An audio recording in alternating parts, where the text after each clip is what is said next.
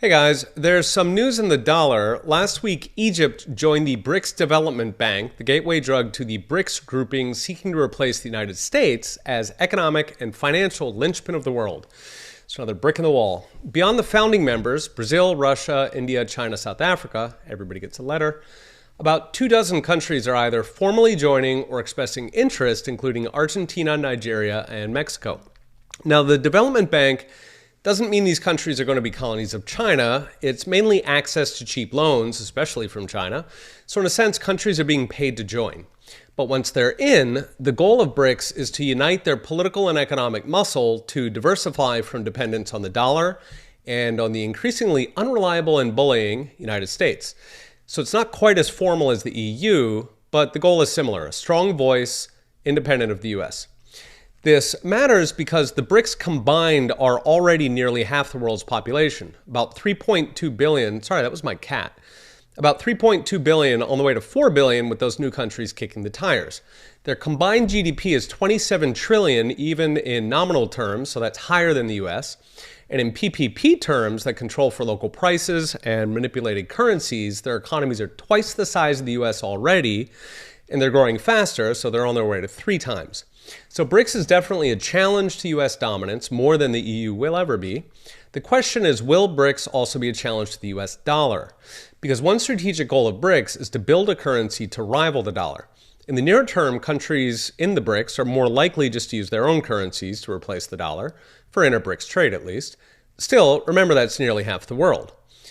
And if they could develop a euro-like common currency, especially if China is willing to take one for the team and effectively subsidize usage of the new currency, that's what they do with the yuan, then they could be an actual contender. I think most people sort of knee-jerk dismiss poor country currencies as if they're just bad at money, but quality of a currency has nothing to do with per capita income. It's based on the prudence of monetary policy. So is the currency a good store of wealth or is it inflationary? And whether the currency is used to bully other countries on foreign policy or even domestic policy like the US does. So if BRICS were to bring in a stable currency and a non-interventionist policy, it would be a contender even for non-BRICS trade that makes up the other half of world trade.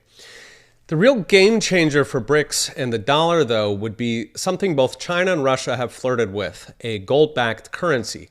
Russia implemented an odd kind of gold backing early in the Ukraine war, and both China and Russia have been buying gold at a furious rate for 20 years. So that's fueling speculation that they could be planning to use it to back a currency. If they do roll out a gold-backed currency, that would be one actually redeemable in gold, like you can mail your dollar and they mail you back some gold, BRICS would overnight move towards dominance over the dollar. It would become the safest store of wealth among currencies, and if you paired it with a non-interventionist foreign policy, it would be a clear winner over the dollar. In another video, I talked about consequences of a dollar collapse if this does happen, so consequences for the US economy, and a gold-backed competitor would be the fastest way to do it. Now, this is probably still years off. They're still developing systems to replace the dollar's payment rails called SWIFT, even for internal BRICS trade.